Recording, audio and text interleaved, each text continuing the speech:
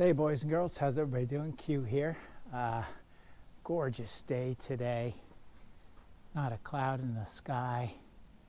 It's November 19th, I think. 60 degrees. I'll take it. I had the my V-Strom out and got into some muddy conditions the other day because I'm taking this down dirt roads. I'm certainly not going to do any trail riding on this thing, but I am going down dirt roads, and we had some rain and I picked up some mud. So the bike is getting well used. I'll wash it, but you know, it's not a big deal. This is not that kind of bike.